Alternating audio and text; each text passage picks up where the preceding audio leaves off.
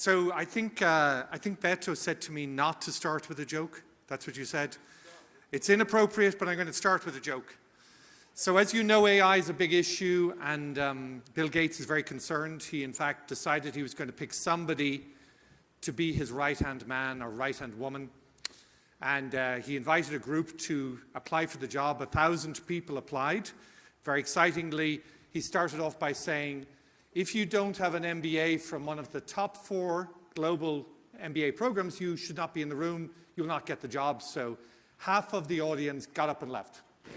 And he said, if you've not got a PhD in philosophy from Oxford, Cambridge, Harvard, Stanford, and a few other, you might as well leave now. So again, the audience came down to 100. And then he said, if you do not speak Aramaic, ancient Aramaic fluently, please leave now. And everybody left except for 2 people. And he said, right, prove to me you speak Aramaic. Speak to each other. And one said to the other, eu não sei como falar Aramaic. O segundo fala, eu também, eu sou brasileiro, eu não sei também. So basically one said to the other, I don't know how to speak Aramaic, I only speak Brazilian. And the other said, I'm Brazilian as well. So this proves to you that Brazilians have the self-confidence to imagine they have a PhD and an MBA and can speak ancient Aramaic. This is who we need to run our world, certainly the world of agribusiness, and certainly artificial intelligence. Well, it's that time of the day when we need some more humor. Okay, I'm going to talk to you about some research that I've been doing over the last few weeks, and we are going to then obviously get some practicalities.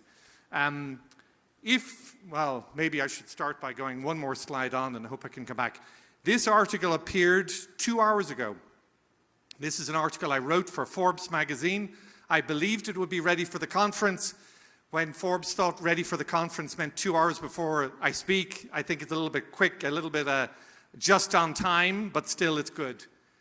Please, could I go back to the first slide? O primero. Let's go back. Yeah, there we go. Okay. So we have in AI this moment, which is when AI was able to play chess and AI was able to play cards, but then they said AI will never be able to play Go. And they designed a system to play this Chinese game of Go, a very ancient game with millions of different possible moves. And the computer was playing along, and it played a move which is called Move 37. Move 37 in the game had never been seen before. And the presumption of the people watching the game who know how to play Go said, this is a mistake by the computer. The computer has made a drastic mistake. It proves that humans are still better than computers. And trying to move here. Oh, I think I'm moving too quickly. Oh, we seem to. Okay, we corrupted it there somehow. But you have that moment where the other player is looking, saying, what is move 30? How did the... It turns out move 37 was an invented new move, never seen before. So not only was the computer playing Go, it was playing a Go humanity had never seen. Its intelligence was going beyond what we'd seen before. This leads to, obviously, the head of Google saying, AI is probably the most important technology we've ever seen. The World Economic Forum saying that it's, I'm not sure what's happening to my slides here. Okay, some of them are mixing up here.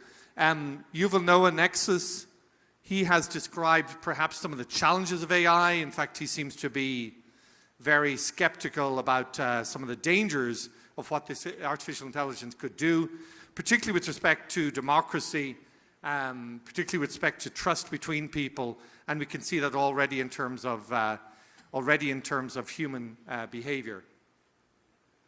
We've seen that the World Economic Forum has described that AI will be the most consequential technology of the century, perhaps beyond. The FAO has said that it could be a transformative threat to us. We even see a Chinese robot in the field starting to plant seeds very quickly. We can see how AI is totally transforming what we do. This is a video I just made to give an idea of where I see AI going. I hope it plays with sound, so perhaps we could just play it now, please. AI is moving at unprecedented speeds across all industries, geographies, and everyday life as it becomes ever more artificial and intelligent. Having already disrupted whole industries, agriculture is also being transformed. The bigger question is now, if AI were in charge, what would agriculture look like? How would it transform? What would it disrupt? Would it challenge preconceptions? Would the farm go up, be vertical? Would the farm be circular? On soil, over water, or over air? Multi-cropping, instead of monocropping. Could AI eliminate the risks of weather and markets, attracting new investors to farming? Will AI fully automate decision-making in real time informed by actionable insights? What impact will AI have on end-to-end system profitability? Human ingenuity evolved, creating machines to replicate what they saw in nature, or in human capabilities, from flying machines to robots. By 1956, computers leapt beyond automation to become what was coined artificial intelligence. Today, AI is one of the most searched terms on Google. AI is already helping farms do it better, faster, and more accurately. AI uses data, comprehensive real-time information from the barn and supply chain, empowering grain stores and feed mills to automate production, improve efficiencies and quality, autonomously making decisions from real-time information that humans cannot see or comprehend, faster, more accurately, without bias, ensuring better agronomists, veterinarians, nutritionists, and farmers. But in the end, that's just taking what we have and making it better. Imagine AI running and even designing farms, precision husbandry, harvesting, and harmonious supply chains. Trees, plants, and livestock replicating systems of the past, but informed by AI. Interconnected complexity managed by AI, sensors, drones, and robots. Transforming food production, consistency, and security while better utilizing the finite resources of the planet. What do you think? A future of not just AI making current farming better, a total reset, an AI revolution. Can you imagine that? So what we find is that a lot of times we think about AI in terms of improving existing agriculture, and the video is trying to suggest, is there another way to do it? If we look at the questions I asked of a panel of experts, these are the questions I asked for 40 experts, 20 more or less who were involved in AI, and 20 who were involved in food and agri. But all of them had shown interest in how AI might influence the future of food. When we look at these 40 experts, and sorry, to go back to the questions I was asking, we started off by saying, how will AI transform the business of food? What jobs and positions are at risk? What advice would you give CEOs thinking of implementing AI? Do you have any concerns about the use of AI? And what actions should a CEO take in the next 6 months? And the purpose of this was to have these experts give quick answers, not long answers. So the answers we're looking at here are what I would call top of mind, being not with long reflections. The experts very clearly understood the power of what this could do for food and agri. It describes optimism about where it could improve the existing sustainability, existing productivity, and what we can do. Skepticism about the hype, that perhaps we keep talking about how amazing AI is, and they're saying some of this runs ahead of the reality of what it can achieve. There's a need for leadership in AI. It needs to be led from the top of organizations, not by the IT department or not by somebody in the middle. And we need insiders to see beyond incrementalism. But what you find is that those in food and agriculture typically see it in small increments. AI experts see it in big things. It also talks about the importance of transformation, which, as I just mentioned, comes more from the outsiders. When we compare we did in the study compare the human insights to a virtual panel, which I'll show in a minute. There are risks of hallucinations with AI. Anybody who has asked it a question that looks 80% fantastic and 15% seems to be completely made up is a real concern, but these things are getting better and better. And we have the human factor of reading through the AI responses and understanding exactly what this means. So when we looked at our answers, there was also a question about risk management, how to avoid the risk of the information being hacked or used in the wrong way. How do you manage all of this data once it's in a system? So normally that picture would show the 40 experts, but I'm not sure entirely what has happened with the corruption here. Maybe the AI is taking over my slides, I'm not sure. When I looked at this study, we wrote the study as I showed the example of the article I've just written on Forbes. The first article I released on LinkedIn was written by ChatGPT. The article was written by ChatGPT. That article has been read about 14,000 times in 10 days. And the second article, which looked at how the food and agri compared to the AI experts, that has been downloaded about 6,000 times. In this second part, which is the most concerning for me, the one that perhaps you should be most worried about, you see very clearly that the AI people are thinking about this being immediate. This is fast. Whereas the food and agri people think it's going to be slow. They think it's going to be incremental. We see also, in yellow, I'm highlighting the differences between the two groups. We've got I'm going to turn this way so I can read a little bit the screen. The growth and innovation versus cost control. So for people in food and agri, we're thinking about reducing cost. They're thinking about growing the overall opportunity. There's a digital divide that the AI experts see between those who have access to the internet and those who don't, whereas insiders see it as being a factor for getting us towards consolidation, towards larger farms, larger agribusinesses. I mentioned already the speed of implementation. I found that the AI experts tend to be visionary. The people in food and agriculture tend to be more pragmatic. We also see that in terms of the sequence and the opportunity for perhaps the danger to jobs, the AI experts think that the people in this room are at risk.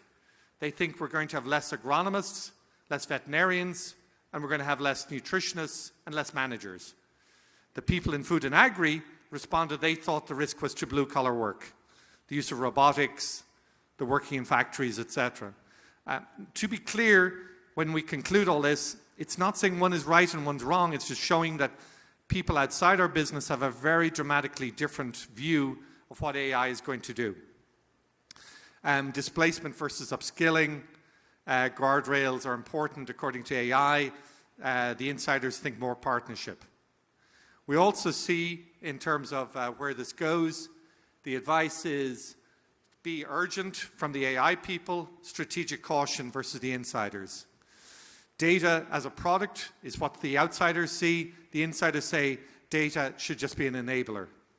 We also see the requirement for doing rapid pilots and experimentation.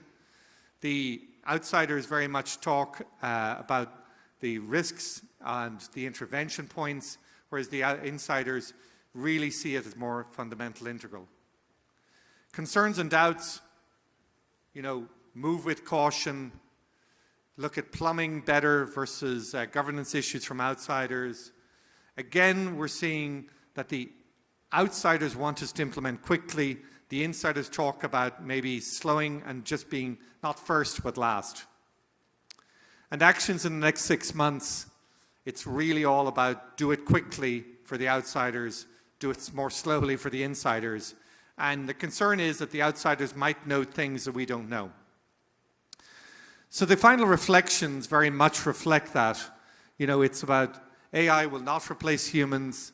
If you wait for a perfect roadmap, it's not going to come. Transformation starts with your culture. You need an AI culture in your company. And treat AI like electricity. See it as fundamental as that. There are other thoughts and comments here contained on the screen, but primarily it's about really marginalizing a risk and finding ways to prepare for this revolution that's coming. What was scarier about this, and I mentioned this to Professor Marcus here, we created an outside virtual panel, which they would call agentic AI. And the agentic AI is basically where you create these false people who then have a debate through ChatGPT about the future. In this case, we defined one of the farmers as having 20,000 dairy cows, another one having 20,000 hectares of land, another one was a big agribusiness like one of the ABCDs, another one was a food company, and another one was a consumer. And as they went through the debate, this, by the way, ChatGPT took 35 minutes to create the script. It was almost 40,000 words long. When you summarize the script down, the conclusions of the virtual panel, to my mind, were better than the conclusions of the human panel. So when we think about agentic AI, that is the idea we'll replace managers with agents of AI, who, as somebody pointed out to me at lunch, can speak in a language which is not English or Portuguese, so they move much faster than we do, with the ability to comprehend massive databases without resorting to memory or to tiredness or the other mistakes humans make.